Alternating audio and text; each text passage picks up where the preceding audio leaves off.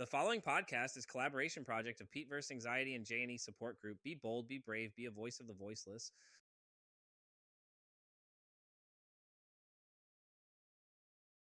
Welcome into another exciting episode of Voice of the Voiceless. I'm Pete. Maddie's here as well. Maddie, say hi to everybody. Hey, yo. And we are joined today by Steven. Steven, say hello to everybody. Hello, everybody. So, Steven, why don't you tell everybody a little more about yourself? Well, I'm a clinical psychologist, and I have a company that I started over 40 years ago that publishes psychological assessments. And I Cool. also do a lot of work in reality TV as a reality TV psychologist. That's right. That is Yep. so cool. Let's get into Yeah. it. Let's get into it, Steven. Yes. How did you end up in reality TV, man? This is going to be very Yes. interesting. Well, it was a bit unusual. What happened was about 20 years ago, I had a call from a colleague of mine in LA who wanted to know something about some work we were doing in an area called emotional intelligence. Mm-hmm. We had just developed a new assessment for emotional intelligence. Uh, I talked about it, then asked him, what he was interested in using it for, and he said, well, he was at this party and he met this guy named Mark, wants to do some kind of TV show, and he wants to screen everybody before they go on the show to make sure it's safe for them. And I asked him, well, what kind of show is it? He says, oh, they're just going to put these people on an island and vote somebody out each week. And I said, who's going to watch that? That sounds crazy, right? But it turned out to be Survivor. And it started back then. And my colleague used our assessments and then used them for the next show they did, which was called Apprentice. And then more shows came around and they found out that I was also involved. And then I started getting calls to do some of these shows and work with applicants for the shows as well.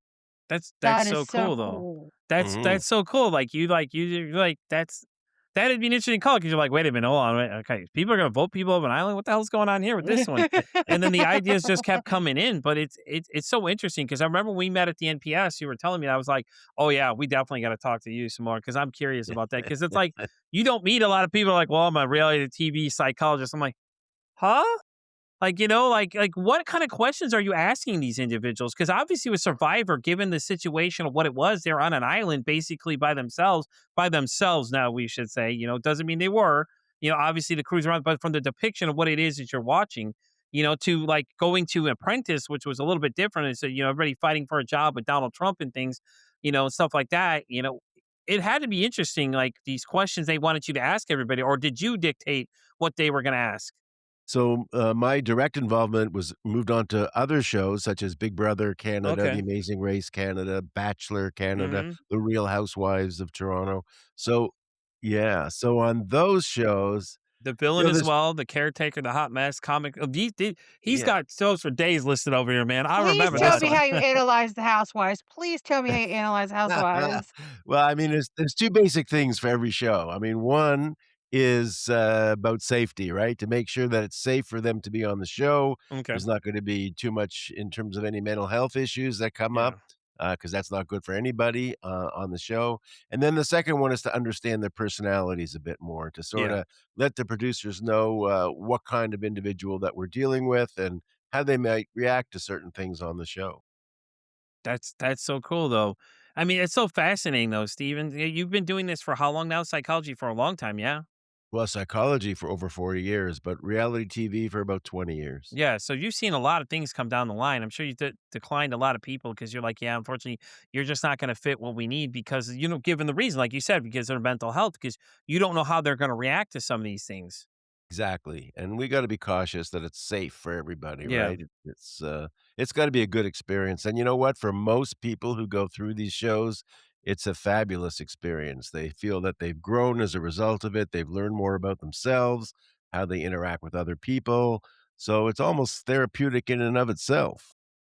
Yeah. Yeah, definitely. No. And then you mentioned in the beginning that you were doing like personality test type things. Isn't that what you were saying you started a company doing? Yeah, we started doing tests. Well, we actually started more in the mental health area, so we Yeah. have one of the first tests that was used for ADHD, for example. Okay. This is And interesting. Okay. yeah, and we work in the area of, anxiety and depression and a lot of those mental health areas, and then we also spread out into public safety where we look at risk assessment, We look at things like how dangerous a person might be coming out of prison or going Oh into shit. prison. Okay. And then we also work in the corporate area where we look at things, as I mentioned, emotional intelligence, leadership, the ability to deal with change in at work in the organization. And finally, the other area we work with is gifted, identifying gifted children in schools, but using new technology to do that. So what got you To into this? know what some of these assessments you give are because I conduct some of these assessments, and I Here wanna we know if go. I'm meeting the guy who made them, like, the Columbia, the GAD, the PHQ-9, the homicidal ideation assessment, like, did you get involved in any of these? Please tell me Those are you did. slightly different ones. So for ADHD, it's the Conners rating scale is probably the most common used. The children's depression inventory for depression, the hair psychopathy checklist for prisons, real psychopaths, people who Yes. that's the line on that. Level of service inventory for people coming out of jail, going into jail. The EQI, emotional quotient inventory that we use in workplaces and other places. So there's dozens and dozens of these assessments that we've developed over the years. This is so cool. My As a question to you social though is worker, I find you fascinating. so my question to you is like what got you started? This is such an interesting Yes. area to be in. Like you like get into an area like you're doing personality tests of people and it's like why? What got you to want to do that kind of thing though? Is it just something you kind of saw a need and you're like, you know what? Hey, I got an idea and just went with it because that's such an interesting even an interesting area to even get into, obviously. Yeah, so I started life as an ordinary psychologist. I was actually working more as a child psychologist in a Okay. large mental health facility. And now I'm going back quite a few years here. So what happened was I got this big research grant to look at kids who were, out of control, difficult behavior. Yeah. So as part of the research, I had to test them before the study, then we gave the therapy, and then we had to test them after the study. Well, what happened was these kids were telling me where I could shove my tests. They didn't want to do them. So, these were kind of bad kids, right? So He's like, around that same time, there was these 2 guys in California named Steve. You might have heard of them, Steve Jobs and Steve Wozniak, and Yes. they okay, okay. invented something called an Apple computer at that time. So, I said, "Wow, that looks like an interesting things. Kids seem to like that. Why don't I get one of these things into our hospital, and we can program some of the questions on here and see what the kids think." So what happened was the kids came in and they loved it. They wanted to come and take my tests all of a sudden. But not only that, we found out things that none of the clinicians found out. We found out about previous suicide attempts. We found out Okay. about drug usage. We found out about sexual abuse. None of this had they ever told their therapist before. So I thought, wow, this is the future. This is great stuff. So I wanted to tell the hospital at the time that, hey, let me change my research into this assessment stuff. This is really cool and do less of the treatment. And they say, no, no, we don't want to do that. We're not interested. So I decided to work on it at night with my wife, who was at home on maternity leave. She worked in an addiction center with our first child. So we just set up a little business in our basement, automating psychological testing, selling it out of the basement. And it grew and grew, and we now have 230 employees doing this stuff. That's That so is so fascinating. cool. Yeah. That's really fascinating though, because like, you're setting the standard for how people look at these kind of things, because it's like no one else was doing it prior to this. And you're like, well, you know what? Let's go with this and see where it is. Cause you didn't know where it was gonna go. And the computer just came out, Apple just appeared, and all of a sudden now you're using it and changing the dynamics. And now you're using them. So now they're using all your tests for these things. So it's interesting because it's like beforehand, you never had these, but then that came out, people are just like, I hate doing the personality test. I'll be honest with you. I just like a lot of them just drive me crazy. Like I'm not a test guy, and maybe that's what it is. I just like I don't. My question though is like, what is the basis for like just general employment? Is like, are you asking them questions for a reason? Because like you're asking a lot of like dislikes and what do you think on a scale of 1 to 10? All these different kind of, you know what I mean? Like different ranges the way they modify them, obviously, from what you're originally asking them. Well, each one has a purpose, right? So if we're diagnosing ADHD, then we're focused around questions that have to do with, impulsivity and distractibility and your ability to focus on things. So each test that we develop is developed for a specific purpose to Yeah. accomplish something and to help someone, decide on what treatment you should have or what kind of intervention is going to work best for you. And that's always been our goal. It's really to understand people better and to get them the help that they really need to go forward. Yeah. Yeah, definitely no, because you're breaking it down on a deeper level because you understand these things, you know what kind of questions to ask people to draw out the answers to see what they say, it's just I'm just fascinated beyond belief because this is so cool. Because when we met, you were telling me about the reality TV side, and I was like, okay, cool. Then you bring out this part, I'm like, okay, well, Steve was holding back on me on this one. Shit, he didn't tell us about this. Hey, we only had 2 minutes. What You can know I what I do? mean? We had 2 minutes. Exactly. We had 2 minutes to talk about it, things like that too, which is really cool because when I met you originally, I was like, that's what grabbed me in was like the reality TV thing. Cause like think about all the shows that you watch these days.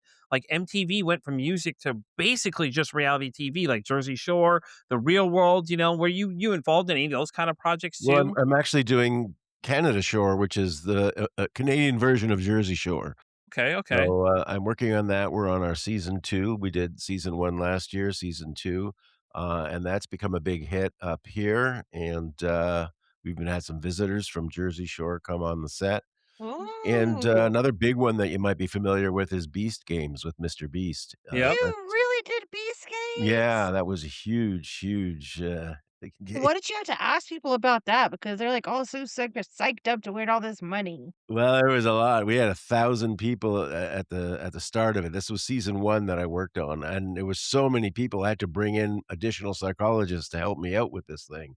So it Wow. was going day and night for about a month or so, over a month. It was a lot of work, and people were just, hoping to win what they thought was $5,000,000, what ended up being $10,000,000. So it was real crazy. People were being eliminated constantly, and we had to work with all the different, candidates on that particular show. Yeah, see, I was gonna ask you that though. Like during the seasons of some of these shows, are you ever called in on like the back scene to talk to some of them? Like, life happens for people, obviously. Some of these people that have some mental issues and things like that, did you see any of them develop anything that like maybe started appearing to be as a little worry for some of them?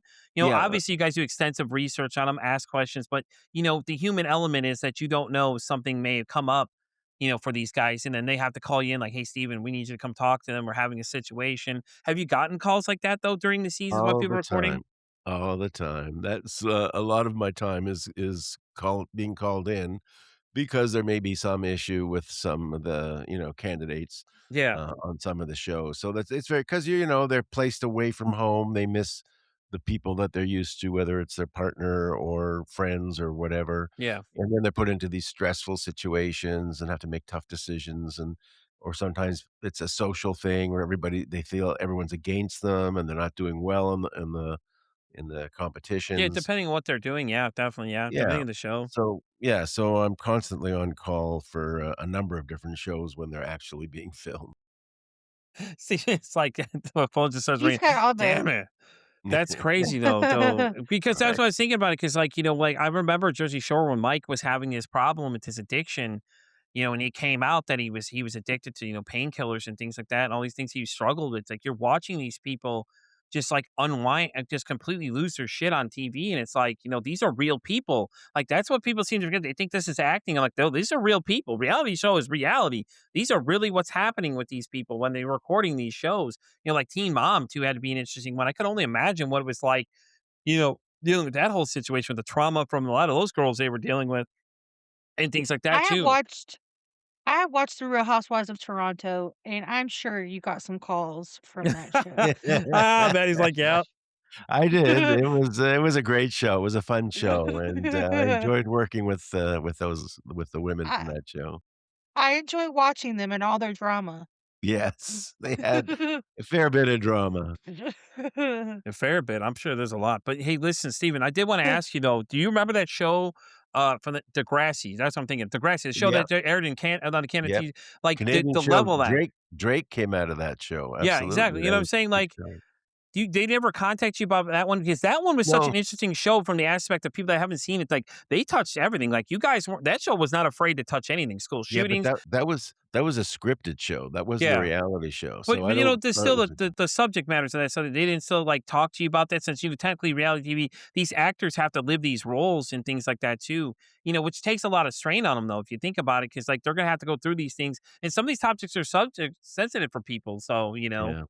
Yeah, they are, yeah, no, I didn't deal with that. I don't get very many scripted shows. yeah, It's usually the reality one where they know they need someone like me to come in be and keep them there. from going loopy. Yeah. Gotcha. This is so cool though. I loved it, man. That's awesome. So I mean, it's so interesting. So, like, for people that want to be on these shows, like, what are some things you can tell them? Like, hey, listen, if you apply to be on these shows, expect these kind of things to happen. Maybe give them a little insight about it since we have you here right now. Well, every show's a bit different, right? So, Hmm. it's helpful if you know what the show's about, although sometimes they get people who have no idea what they're getting into, which makes it really interesting. Also, not to have too many preconceived notions about who you're gonna be or what you're gonna do. The best thing is to be yourself, is to be honest, because we tend to weed out people who make up stories or, say, "Oh, I'm the villain. I'm gonna be the villain on this thing," whatever. We don't want that. It's called reality TV because we wanna see reality. We want real emotions. Hmm. The settings may be set up, the situations are set up, we develop those, but the emotions are real, so we wanna be able to get your real emotions Yeah. happening on those shows. So, just, be yourself and have an interesting story behind you, something that, makes people interested and wanna see you or watch you, something in your background or, something about you that is, different or interesting, for people. I can only imagine what it's like the calls you get for Big Brother because all the personalities you get in the house together and all the alliances and things, all the psychological games that are played with a lot of those kind of things, or villains was like that as well, and all the different things that the element of people, having to really worry about certain things, like I can only imagine the calls you're getting from people about just the level of just insanity of things that are going on in the backseat that no one ever even knows existed. Sometimes it shows through, and other times you don't know that these guys are struggling sometimes, especially the isolation thing. I'm trying to think what was it. Netflix did one like that where they had these people isolated in these little apartments and they didn't really know what I can't remember what it's like the cube or so I can't remember what the hell that show's called. But you know what I'm talking about? The one where they Yeah. lock them in and things. I can only imagine what it was like having someone having to work on that because that's reality TV as well. Because the fact that they're isolated for so long, like the level of just like how do you keep their sanity in those situations because like they're isolated from everybody. You can only talk to some people like very barely. You can send audio, you can send text messages to each other, but that's not enough for people. Some people need human interaction and everything else like that. Like and especially with Mr. Beast, a lot of those experiments he does, like the ones where he locks the guys in the grocery store for like what is it? The guy was locked in for like 30 days or then they were watching the guy just deteriorate. And it was like, I can only imagine the calls you would get for something like that. Yeah, Big Brother is pretty intense, Yeah. and, I'm there a lot, in terms of, actually, I talk to everybody. I do a debrief with everybody who leaves the show, even of the winners, just to make sure that, they're okay and they don't know what's happening out in the outside world, right? It might have been 8 weeks, a couple months that they've been out of commission there within the show. So, and they may not even know that everybody out there hates them and thinks they were terrible and a villain. They thought they were doing a great job and everyone loves them. Uh-oh. So they gotta be prepared for some of the social media that's gonna hit them once they get out on the street. And, there's a lot of issues like that that we have to deal with. So, Stephen, let's change the topic a little bit to your book that you wrote with Dr. Paul Bartone called Hardiness. Can you tell everybody a little bit what that's about? Give them a little feel for what you guys worked together on in this book. Sure. Paul Bartone was a senior psychologist in the US Army, and he was at West Oh, Point, okay.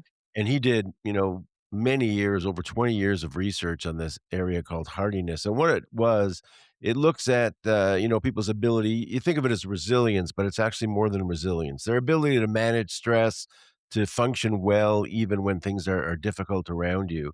And he discovered that there was three main elements in the way you think, your mindset, that really made the difference if you're, going through West Point as an officer or Hmm. whatever. Successful people, for example, one thing they have is what's called challenge. They're able to see difficult situations or things as more of a challenge. They step back and see it as a puzzle to be worked out and don't get all emotionally consumed by what's going on. The second thing they have is is called control. And that's the ability to know what you can control and what you can't control and Hmm. focus on only those things you can't control the weather, right? It's going to rain, but you can put on a raincoat, you can put on a rain hat. So knowing the difference between the two.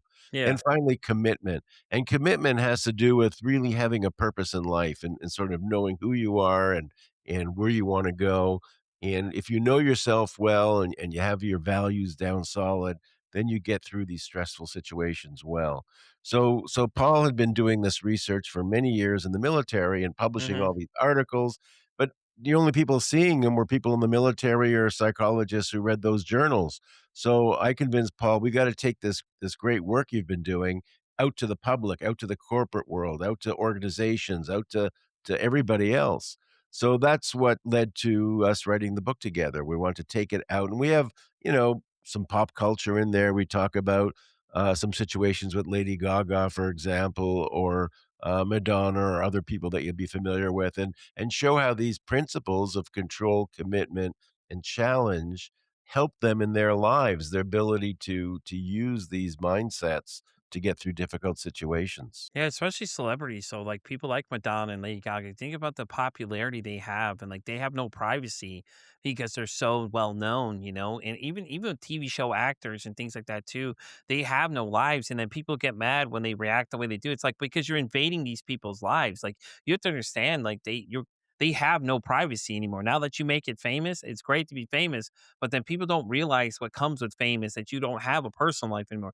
Everything you do is on a magnifying glass or just scrutinized. Like you do one thing, you drop something, litter somewhere, that's it. You become the world's hated. Oh well, he has no clear. You know what I mean? Like it'll just get turned. But so my question is, when Paul, you said you knew Paul for a little while. So Yeah. did he have a lot of restrictions when it came from the military side of things? Because the government is very quiet, very private about certain things, and I know with mental health in the military, it's a very sticky situation. Yeah, no, I don't think he had any restrictions. His research was published in these journals, as I mentioned. So Huh? once they're published in journals, they're accessible. Okay. I mean, Okay. you could get them if you know where to go in the library to find them. Yeah. So no, this is the work that we did is pretty much public, and then we added to it. When we wrote the book, we also did some surveys. We did some research with people looking at burnout, for example. Yeah. How Definitely. are some people affected by burnout more than others? And again, we found this concept of hardiness really help predict who can deal with the burnout situations better. Yeah, that's so really interesting too, because I like the pop culture referencing because I do the same thing when I talk about a lot of stuff. Because I do a mental health podcast as well as when we met, I told you about it. I do a lot of pop culture references too because it really interesting when you can compare them to the two and it makes sense. When you said Madonna, Lady Gaga, things like that, it's just interesting. But with Paul's background being the military, it's very interesting too because that aspect of like those guys go through like so like war situations and they see things like I remember reading a book in high school called Voices of Vietnam, and like you're reading these letters these guys are writing home about the craziest situations, but these are actual letters they published in a book where these guys were talking about these things, and we all know, PTSD was known as shell shock for the longest time. So it's so fascinating that, and you would put this book out though, because I was like, oh, this is interesting to hear. As soon as you said military, because I was very interested to know, because I know with the military, a lot of people I've talked to, it's like you hear different stories about it. Like some people say they've had experiences over there, they come back and the tests they were doing.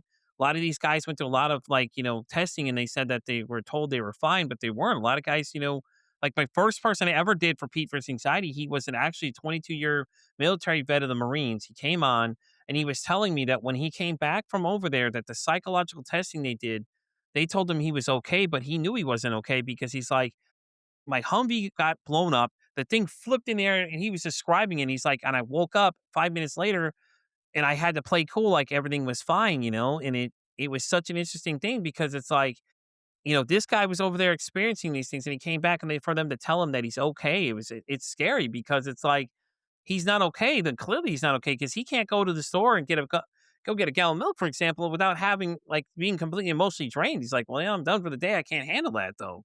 Yeah, PTSD is a real challenge, and I think a lot of strides have been made in the last few years to Hmm. recognize it better and to put in supports that, for a long time, a lot of our veterans weren't getting help for Yeah, God. PTSD.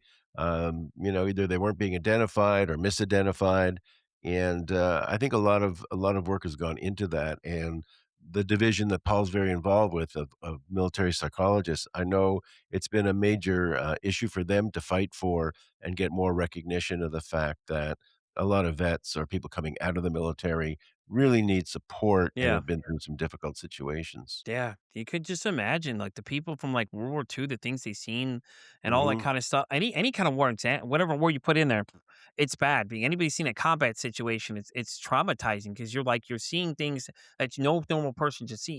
Even if you think it even deeper, you go like you switch it to from military to like EMTs and things like that too. mhm. Those guys see things at a rapid pace.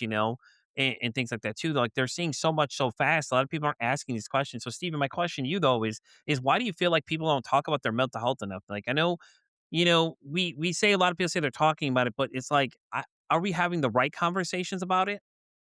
Well, sometimes people don't even know, right? They don't even Mm, realize it's a mental health problem. They're just behaving the way they're behaving because that's all they know. So there's an awareness factor that's really important. Let's say people are sort of staying away from you, avoiding you for some reason, and you have no idea why they're doing that. So it's a matter of understanding that maybe there's some behavior, some things you're saying, or the way you're interacting with them that's affecting their relationships. So understanding or awareness is a big first step for people with mental health. And I think once you get through that or past that, and you're willing to try things and try some kind of interventions to help you with that, you can become a little more open with it and a little more understanding, and people around you can be more understanding as well. So I think that those are some big steps that we have to learn to take. my next question though for you is kind of like for people that deal with these things? Like, where were the first place they'd go? Because a lot of people don't know where to go in the beginning. Like, that's the hardest part. And you always get that question, like, where should I start? Like, say if somebody feels like there may be something wrong, or a loved one, say for sake, like Maddie's husband, if didn't know the things that Maddie had dealt with, she does a lot of things herself. If he didn't know, where would you tell someone to start? Like, what's the best route to get going? Because it's a big question for a lot of people. They don't know where to go. Yeah, well, one place to start may be your family doctor if you have a family doctor, or health. If you're at work, there may be an EAP, employee assistance program, Yeah. that can help you. If you're at school, there's usually a counseling department or something like that where they can help you, and these professionals can direct you hopefully to the right place. There's also some sort of online support systems. I think Psychology Today has a listing of various psychologists, and there are some of those services around as Yeah. well. But you got to find things that are trustworthy, right? That you can make sure Yeah, you see, can that's trust them. that's the problem a lot of people has. They can't trust a lot of the information they're getting. So, Yeah. that's the first step for a lot of people is like, where do I start? I know like there's also the Health Hub, healthhub.co, which is run by Lisa Sugarman. She had put together this whole list of things where, people can go and check out things based on your religion or your spiritual beliefs and things like all these other things that fall in those different factors that would come up in a normal conversation, and things like that. For Canada, it's the what is it? The mind some I can't think what it's called now on my top of my head, but I met a guy up there that has one over there for you guys as well. It's similar to that. He had his own journey he was dealing with, but he has like a one stop shop like resource for like everything you would need, kind of thing like that. And a lot of people didn't know it even existed until I started telling them about it because I was like, oh yeah, this is really cool. You got to check this out if you're here. There's these things. And because to me, it's like a lot of times when people talk about it, like Maddie's situation for one, she told people what she was dealing with, and people just got so harsh in responding. It was disgusting the things they're saying to the poor girl. They're telling her, "Hey, go see a therapist. You should go to a mental hospital. You're crazy." Like just some of the things in general that get said with social media now, because we all know that everybody's got to be a keyboard warrior. All that fun stuff happens too. Do you ever get any like influencers from these social media sites that come talk to you ever? Uh, not really, not directly, but I'm familiar with quite a number of these influencers, and some are good and some are not so good. Yeah, They really vary out there, but you've just got to be careful. And I often tell people just not to take it too seriously. These are, like you said, keyboard warriors. The chances are they wouldn't say that to your face; they just say it behind a keyboard. exactly. So, just that it's not your close family. It's not the people that you trust and you know. So don't take too seriously what you get on social media. Yeah, God, That's thank God great advice. somebody else is saying it besides me. Damn, about time, dude, because this is crazy. Like these conversations just get wilder and wilder and wilder, man. If there's things people are saying, I met one guy, Steven, he told me, what he say? He said, go back to when you were 18 years old if you're depressed. I'm like, but what if I hated myself at 18? You know what I'm saying? Like, this is the kind of advice somebody's giving. And I'm like, yeah, man, I got to step back when it's like, whoa, bud, I can't talk to you about these kind of things.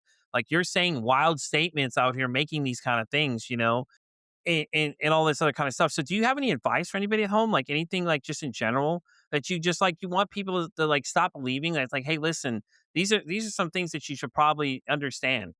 Well, I'd be pretty cautious of advice like that you're getting on the internet. I mean, that's for sure. And the main advice is to go to someone you trust. I mean, if it's your family doctor, if it's someone you know in the community who is very trustworthy, it could be a religious leader or someone Hmm. close to your family. If you have any relatives who are in the mental health field or something like that, stick to your circle, to people that are close to you before you reach out to some stranger who's 10,000 miles away telling you to take a hot bath or something, I don't know. God, yeah, yeah.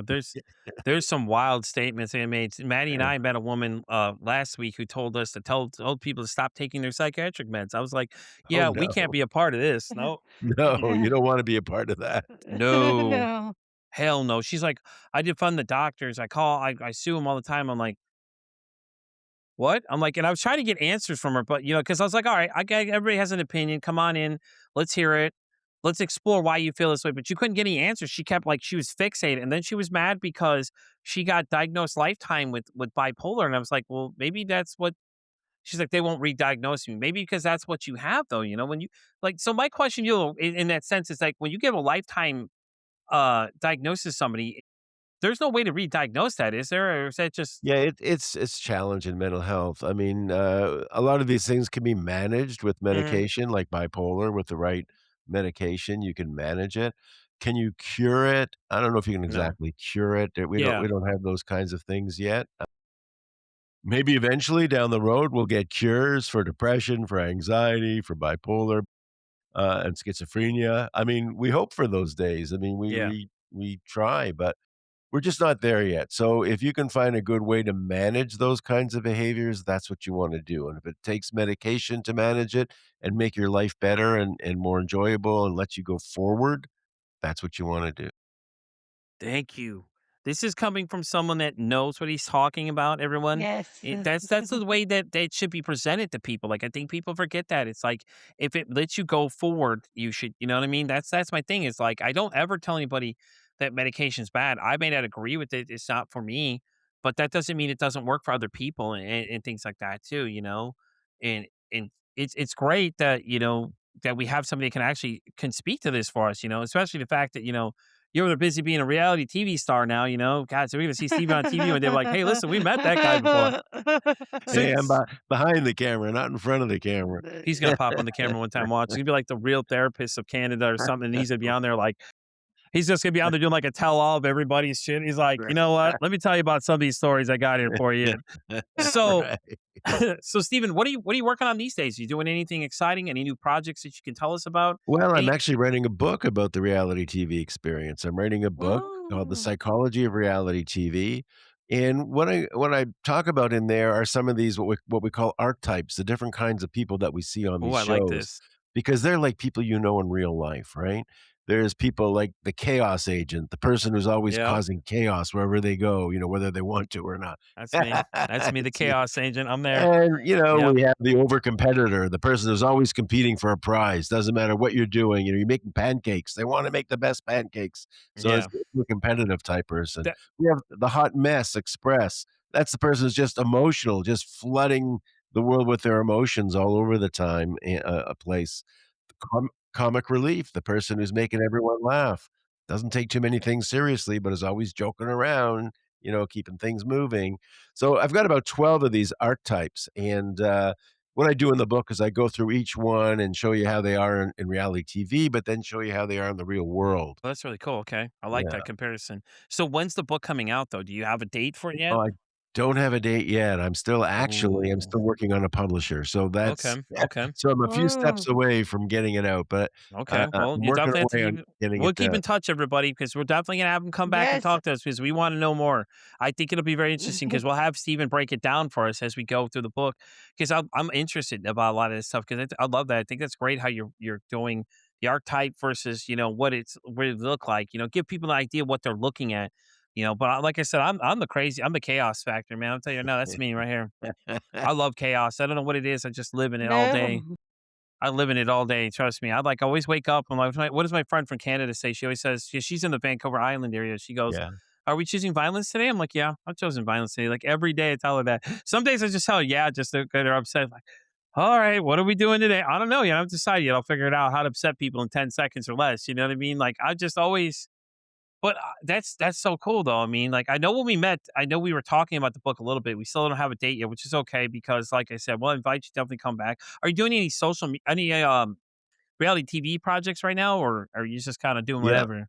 Doing a few shows. We're doing, The Amazing Race Canada is happening Okay. right now, and MasterChef Canada is happening right now. MasterChef Canada. Yep. Alright. Okay. Caught Getting my interest getting again. getting ready for Canada Shore for a 2nd season. That's gonna Hell be yeah. starting up in a little while, and the Great Canadian Baking Show is on right now. Yeah, So see, there's a that's a lot of good one too. projects going on right now that I've been involved with, and it's a pretty busy time.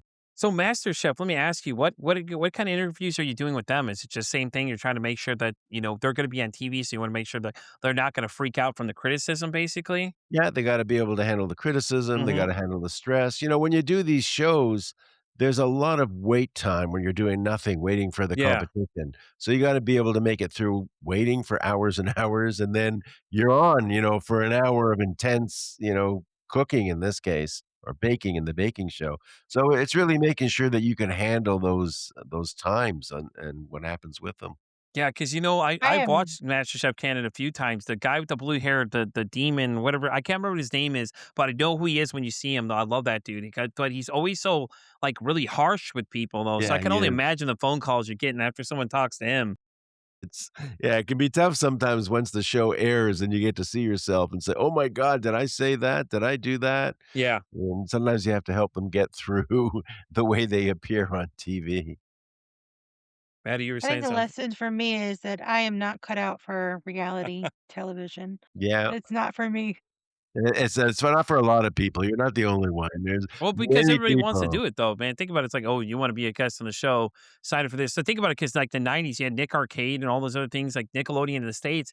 They were filming in Florida, had all those kids on the TV shows doing all those things, Global Guts, and all those other like really Yeah. interactive live television shows they were doing. What was it? The one with Mark Summers. I can't think of what it is. Double Dare. Oh, Had Double Yeah, Dare. Double Dare, and all Yeah, those different yeah, things. Mm. The competitiveness of all those kind of yeah. things.